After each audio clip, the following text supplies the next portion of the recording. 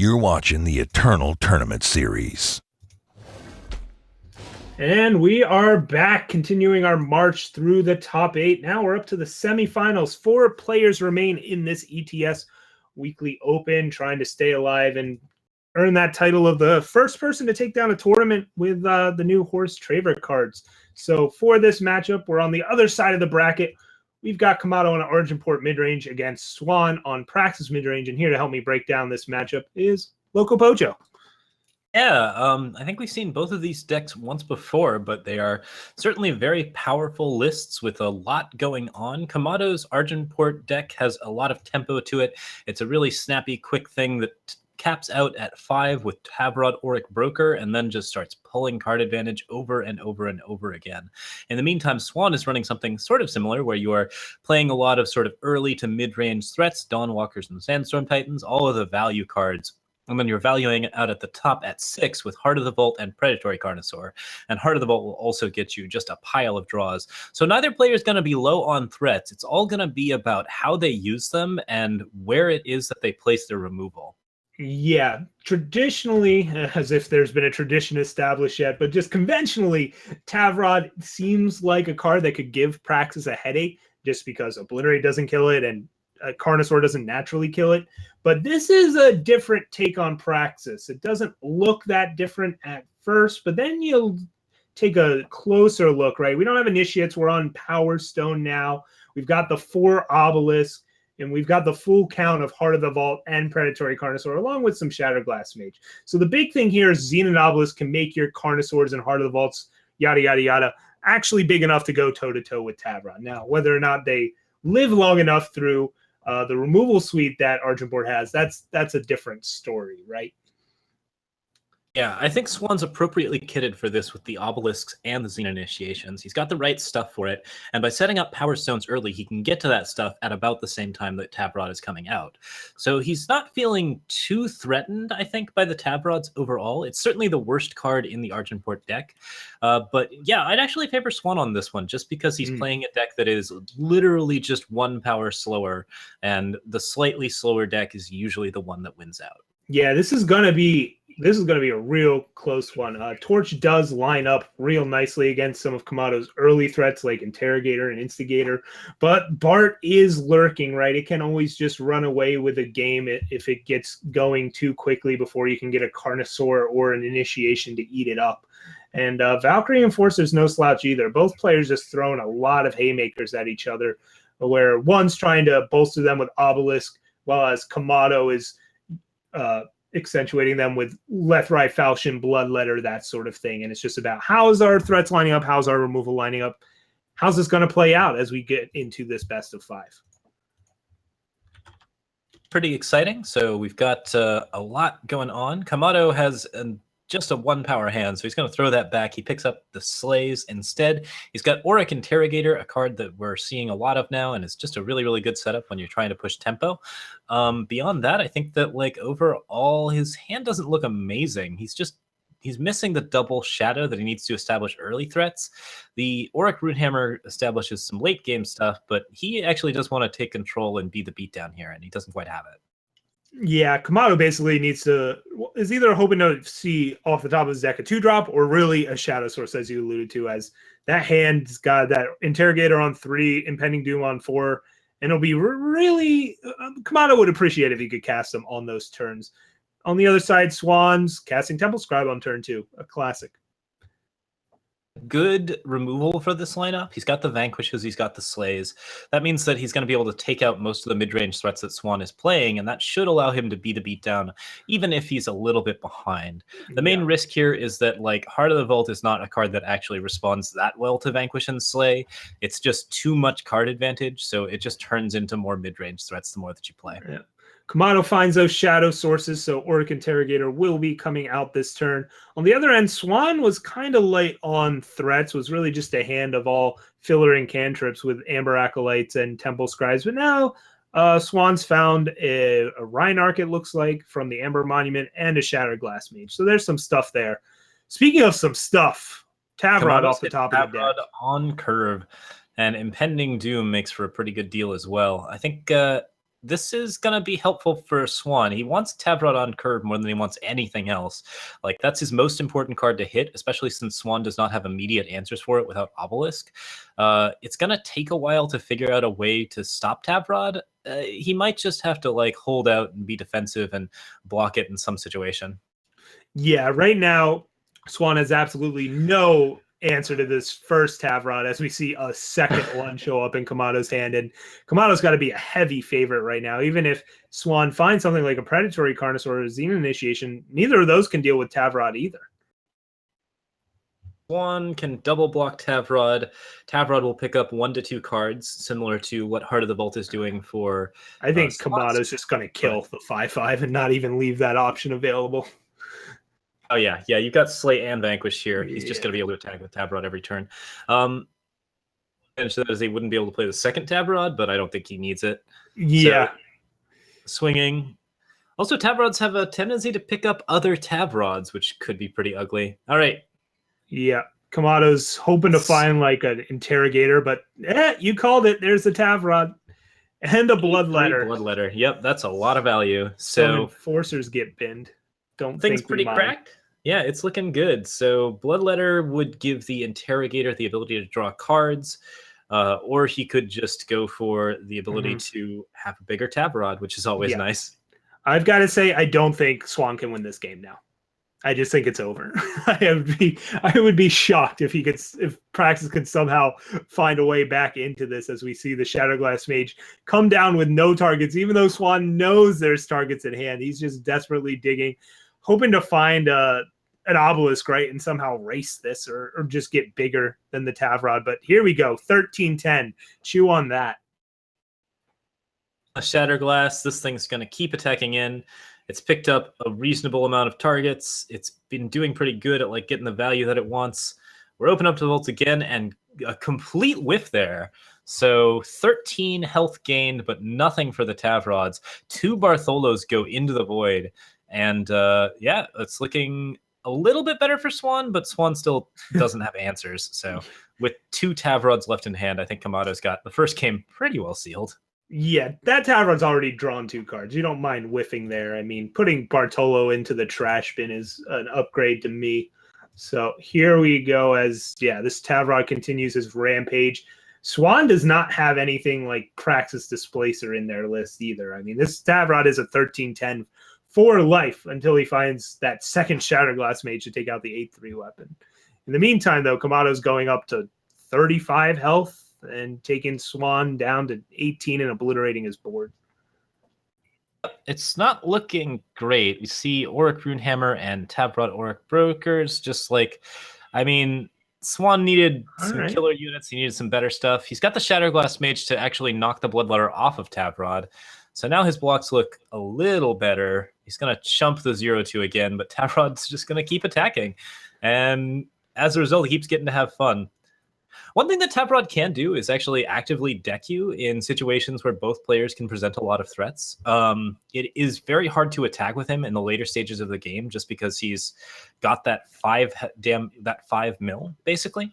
I have yet to run into a spot where I've been like, oh, I'm going to deck myself because I attacked with Tavrod too many times. Like, generally your opponent's dead. But Kamado's not anywhere close to it, and Swan's not drawing enough threats to get there. Dawnwalker helps. He needs Heart of the Vaults off the top, and if he gets to that position, maybe his chumps look a little bit better. Yeah, Kamado can use a Runehammer here to clear out the 5/3, give Swan only 1 decent double block rather than some other combinations. And yeah, the Ace Fates gets hit. And yeah, this is where the milling gets really interesting because it's double Tavrod, right? So this is 10 cards a turn. But still, that also means he's drawing Auric Interrogators and Bloodletters and probably also another Runehammer at some point here. Yeah, the Interrogators are going to draw him more cards if he plays them. So that's one thing in that sort of setup. They also kill the Auric Runehammer. They don't kill it this turn, though. Auric Runehammer is immune to damage right now. So he can play out this Auric Interrogator, not worry about the Runehammer dying just yet. And plus, it's a 9/3. 7. Auric Interrogator coming down. The damage doesn't actually do anything here. And Swan needs, I mean, it's got to be Heart of the Vault. Temple Scribe pulls something. Swan has potentially the ability to generate another blocker for the turn, but it's hard to say for sure. I think I've lost his stream, so I can't see his hand. All right, Obliterate comes out, deals with both the hammer and the interrogator. Swan has a chump blocker for the 5/7, so he doesn't die, but yeah, the bloodletter is gonna be on the. Oh, I would have put it on the Valkyrie there, but I think that this works too, I guess. What he could have done was just put one bloodletter on Tavrod, one on the Valkyrie, and force double chump because they both be lethal threats. But it doesn't really matter how you slice this one. Kamado's gonna get this one tidied up here as another Tavrod comes down, a Lethrai Falchion in hand. Donald Walker comes back exhausted. Walker, yeah. Okay. Yeah, Lethrai Falchion on the other Tavrod means there's too much damage in the air. Bloodletter pushes 6, so that'll be enough. Yeah, everything's lethal. Kamado goes to 1 million life, and Tavrod's almost decked themselves. Or 15, rather. Yeah. Again, when you're swinging that much with it, you'll figure out a way to win. It's a wild pile of damage. Very, very effective in that respect. Yeah, so that was kind of the nightmare scenario for Praxis, right? You played all this filler stuff that did nothing as your early game, just a whole lot of Temple Scribes, Talir's favorite, and Amber Acolytes. Meanwhile, your opponent curved into an Impending Doom and a Tavrod, and you just had nothing.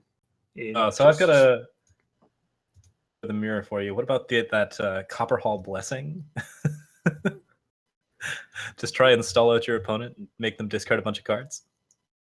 You go ahead and try that. I'll play cards that do stuff when I'm not winning. Yeah, so interesting times. We've got the Praxis mid-range set working quite well, and we'll see exactly if that can do that same thing again. Getting Tavrod on 5 was super important there, and every time that Kamado gets that, he's going to have some advantage over the Praxis deck, but it's the other setups that's going to be worse. Yeah, it's going to be tough for Kamado to get Tavrod curve out this time around, as he's stuck on 2 power, misses the 3rd there, and Swan's got plenty of it with a triple Amber Acolyte hand. All right, so we've got Amber Acolyte, Seed of Vengeance. This is not looking amazing. We see the Bartholo the Seducer is going to come down, and if Kamado can get to 5, he'll be able to play Tavrod pretty quickly, but he's kind of in a position where he needs power to continue to play. Down, that's a big bonus for Swan. That means he's going to have much better plays, and Kamado does get his 4th power, so he's getting close to Tavrod on 5 again, which is just exactly what he wants. Yeah, wow. So Kamado finding that undepleted power, like you said, we might actually see a Tavrod next turn, but Swan this time around has Obelisk, has a Carnosaur in hand, so has the tools to beat it. Opted, we'll see what he chooses to do here. Still has a few more Amber Acolytes in hand, so I think we're going to see those fetch up some power and probably play out the Monument to guarantee the curve out. We'll find out. Ooh, the attack here, trying to make Torch useful. Yep, 3 damage there, trying to get the Torch out. We've got the Impending Doom available. Kamado does not get his 5th power, mercifully. He does, however, get a Bloodletter on an Impending Doom, which means that he's going to be able to hit for 8, gain 8, and then deal 1 damage and gain another life. So completely negating the Impending Doom's drawback and getting a lot of aggression in. Yeah, and we talked about how 5/7's hard for Praxis to deal with. Well, an 8/8 flyer is also pretty hard for Praxis to deal with. Basically, anything with more than 6 health can become a real pain. So we'll see what Swan ends up doing here. Shatterglass Mage prunes down the Impending Doom back to a 5/5. And yeah, 6/4 Shatterglass Mage, not a bad deal. Here's a Lethrai Falchion off the top, although he already had one. And yeah, we've just got this big old lifesteal flyer, and Swan's got to erase it. Although now it's in Carnosaur range as well. Swan has a couple of potential top decks that'll actually help here. If he doesn't top deck, though, he just dies to Impending Doom. So Carnosaur, that's the one he wants. Yeah, Swan had the Carnosaur. Has to use it here, though, and Kamado gains 9 life. So no more Carnosaur for Tavrod. Swan was probably really hoping for an Obliterate, but at least that Carnosaur dodges these Annihilates that are in Kamado's hand right now.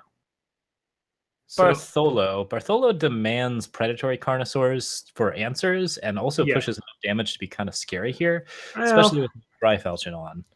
It turns out, though, that Swan has Heart of the Vault and Torch in hand, so that's actually a really clean answer to Bart.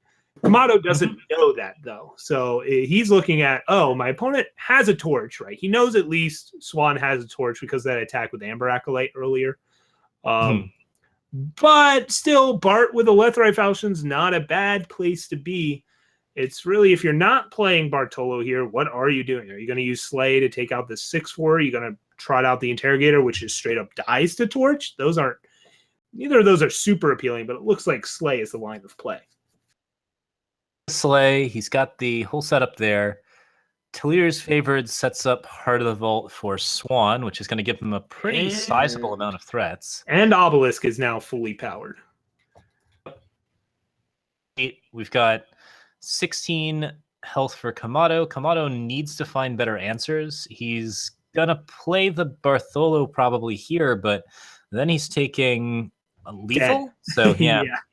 He's taken the death. He could have used Annihilates on those 4-3s there, but you're still just getting beaten down by an 8-8 at that point. So Kamado decides to get off that one and get to sideboards now, as this match is tied up 1-1 in this best of 5.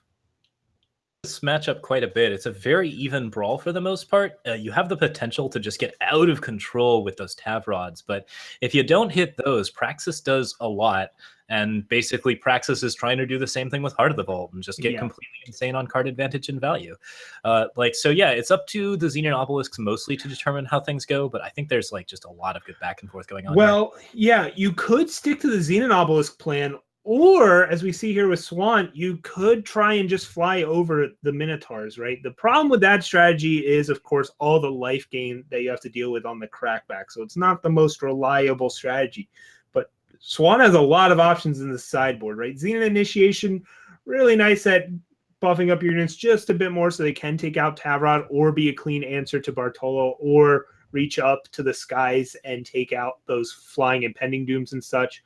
Purify, it hits a lot of the early threats out of Argenport, but it's not dealing with anything once it gets a weapon. Extra Shatterglass Mages are okay as well. So honestly, I could see justifying bringing in any of these cards from Praxis. It's just, what would you even take out? Yeah, it's a tricky situation. Certainly, if you're going to be taking stuff out, you got to be very careful about what it is that you're pushing to take out. The Shatterglass Mages are kind of helpful, and so are the Purifies. Even if you can just silence Tavrod, that's worth it. But what you take out is kind of tough. Do you want to go for the Power Stones and try to make it so that your deck is just going to slowly but surely get there? Do you want to try to push out some of the early stuff? It's very tricky, especially since the activated Obelisk is definitely quite valuable to you. Well, here we go. It looks like this match is about to be underway. Kamado already mulliganed into an all shadow hand, and it looks like Kamado brought in Sabotage, I guess, trying to snipe some of those spells and obelisks. As far as what I would think about taking out, I don't know if I actually like Obliterate in this matchup, as we see Sabotage come out and grab a torch. Argenport Instigator and Valkyrie Enforcer, there's a Bloodletter and a Forest Favor. Kamado has just Shadow. It's not looking great. Yeah, Valkyrie Enforcer is at this point just a pipe dream. It's only Instigator that's coming out here. And Swan, while one torch was taken from him, he found another one. We'll see if it comes out here, though. No, instead opting to go with the Dawnwalker. Could have gotten punished, right? Because Kamado has weapons in their deck. But not the case here. Instead, Kamado just has the 5 Shadow Sigil special as Argenport Instigator gets in here. And now we'll either see a Amber Acolyte or a Dawnwalker paired with a Torch here, I would think. Yeah, that Dawnwalker's a fairly important card for Swan just because it provides him with so much advantage, and Kamado can't really silence it right now. If he can, then it's a little bit better for him, but he's pushing in. Swan's got some decent damage here, and gonna start actually beating the aggressor for a bit. And Kamado finds another Varus Favor, just going to take the Amber Acolyte off the board. But now Swan has a Sandstorm Titan in hand that can bring back a Dawnwalker, and he is going to be on the beatdown. Kamado does at least have an Annihilate for one of these, but Swan just plays the first Dawnwalker instead, maybe sniffing out that Annihilate there. Yeah, it's interesting. We've got the Annihilate available. Seed of Vengeance finally gets Kamado some green. He's still a while away from Tavrod or Valkyrie Enforcer, so he's going to be taking some damage in the meantime. He might be forced to use the Annihilate at some point just to get rid of the Dawnwalker, but if you expect something big, you don't use it this turn. Yep, Swan still doesn't want to play the Titan, instead plays out the Temple Scribe. The Titan would bring back a Dawnwalker. I really like that kind of pressure, but here we go. Kamado finds an Impending Doom, still gets to hold up Annihilate, and this Impending Doom is holding off all of Swan's board as it stands. We'll see what Swan ends up finding. Okay, he's got a Reinarch in hand and is drawing a Heart of the Vault for turn. Swan still doesn't even have 6 power or triple time. Yeah, that's a big issue to see a Heart of the Vault on top and only have 5 power.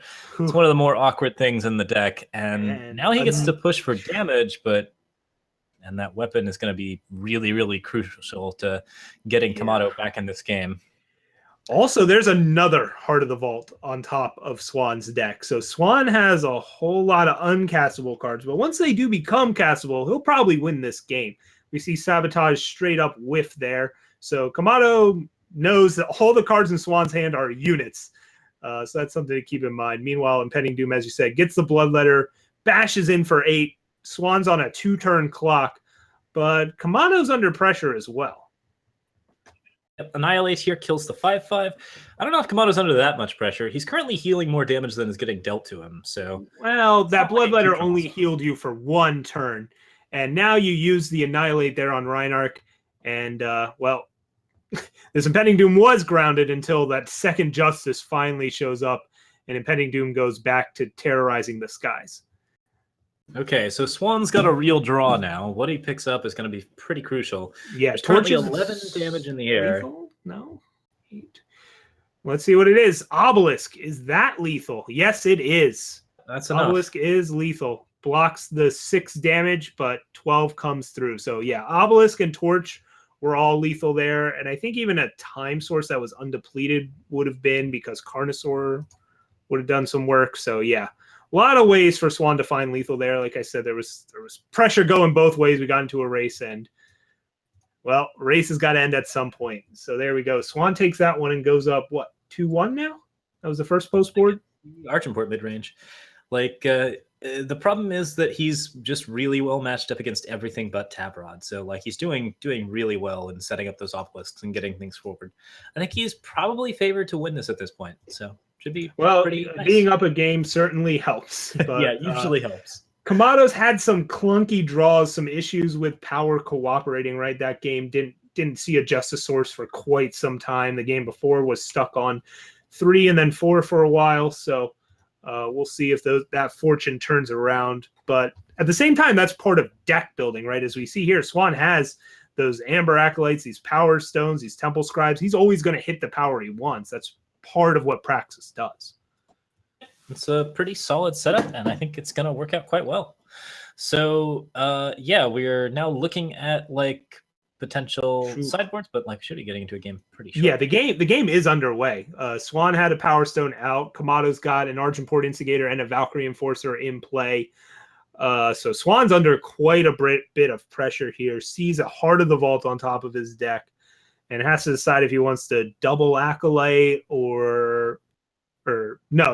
either double. You could double Temple Scribe, but I think Acolyte Torch is a better line of play here to take out one of these threats. It's just a question of, do you take out the Instigator or the Enforcer? I've got it up now. Yeah, we see 6 damage. I mean, it's really, I would say the Instigator is the tougher threat, but obviously the Flyers can be Swan developing the Xenon Obelisk. I do like this play. It lets him set up better for some of the stuff coming out later, specifically the Impending Dooms and the, I just don't know if you have time for this setup. Like, if you go Acolyte Torch there, then you can also set up, like, Scribe plus Initiation the next turn to take out the other threat. And instead now we see the Bloodletter come down on Valkyrie Enforcer, not even bothering with, like, a Varus favor or anything, because there's nothing to Varus favor. And yeah, this is a 6/6 flyer now that Swan's got to deal with. Would have been quite a bit easier to deal with a 6/6 ground unit. Here, he's got 2 Vara's favors taking out the blocker. And that's going to deal 1 damage to his face and also put him in a situation where he kind of has to chump the other one. But no, goes to 4. And yeah, Swan is dead. There's not much to it. Even if he's got a predatory Carnosaur or like an obliterate for this enforcer, this Slay will clean up and push through lethal. But here we go. Temple Scribe drawing cards, trying to find something. Yeah, I mean, you got. Oh, you have double torch for Valkyrie Enforcer, so not dead yet. Not dead yet. Stay alive for a little bit longer.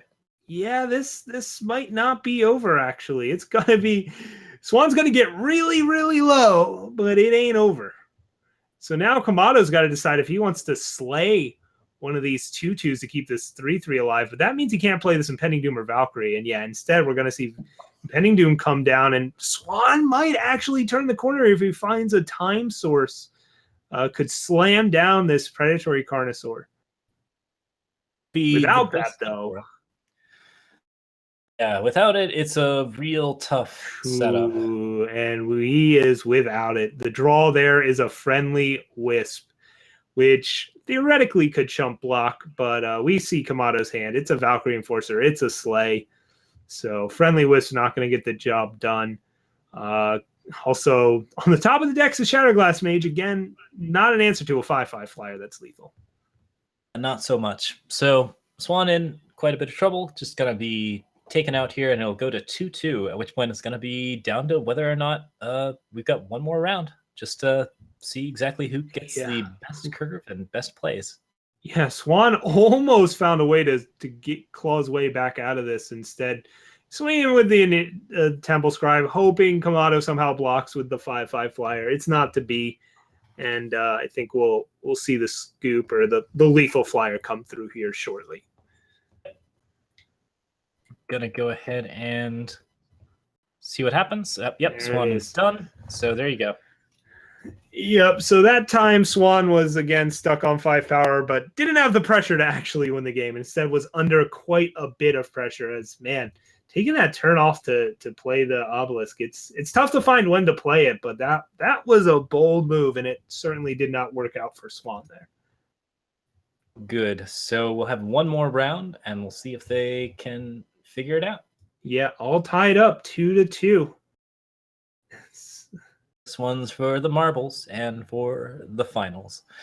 Okay, so Kamado's looking at a 2-power hand with a Vara's favor. That seems pretty strong for him. He's also got the Taprod in the hand, but he actually decides to discard this and go for a different hand. This one's a little bit harder to get to 3-power with, but he does have Sabotage still. He's got access to a couple of low-end cards that are going to be good for him. If he finds the 3rd power, he'll be fine. Yep. Finds that 3rd power. It's Argenport Banner, so you can just deploy that here and be good for influence for the rest of the game. The Sabotage comes out and completely whiffs, which at least you gain some info. You know, your opponent doesn't have any spells yet. Instead, Swan's got a hand of expensive stuff and a couple not so expensive things as we see Temple Scribe come out. Yeah, the expensive things are going to be the best thing that Swan can play, but it's a matter of getting to them. He's having a hard time hitting 6, and when he doesn't hit 6, it's really, really bad because he needs the Heart of the Vaults to clear out a lot of the stuff. He often needs Carnosaurs just to save his life, and if he doesn't do those things, then his deck doesn't function as well. Yeah, the dangers of playing 8 6-drops is sometimes you don't get to 6 power. As we saw the last 2 games, that was the case. And we'll see if that changes up this time around. Doesn't look like it, though, as Swan draws a Xena Initiation and reveals the top card of his deck is Shatterglass Mage. So he's not seeing power anytime soon. Friendly Wisp here. The Valkyrie Enforcer can be equipped with any number of things to make it more threatening. That's if he wants to do that, though. He might just play like a Bartholo here. Nah, take this out of Torch range. Take this out of whole lot of other things range, and there we go. Bloodletter on the flyer. Now it's a 6/6 flyer. Now it's a real issue for Swan to deal with. Xena Initiation, just a buff up and try and win this race because he doesn't have anything else going on for a while. Poor Swan. I think he's pretty locked out of this at this point. 9 damage in the air. That's just almost impossible for the Praxis deck to deal with. Once you've got this thing equipped up, it's just going to keep gaining life. Another Xenon Initiation. Now 4 damage, but against 37, that's not really going to help him. Yeah.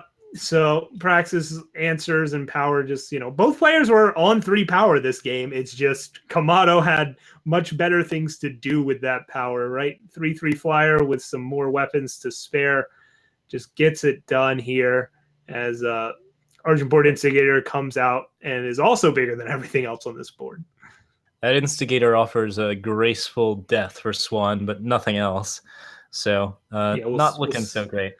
Swan does not take up that offer, though. Does not use both killers to kill himself.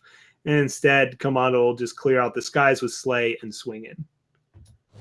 That is the game. Kamado is the victor, and looks like we've got some Tavrod moving into the finals. Looking pretty exciting. Yep, Tavrod takes that one 3-2 over Praxis, along with, this little known card called Valkyrie Enforcer. It turns out that card's still pretty good. And on the other end, it won't be an Argent-Port mirror as Serb falls to the Skij. Skij takes it 3-1. So Rakano Plate versus Argent-Port. Which weapons will reign supreme in the finals? We'll find out after this short break as we set that up.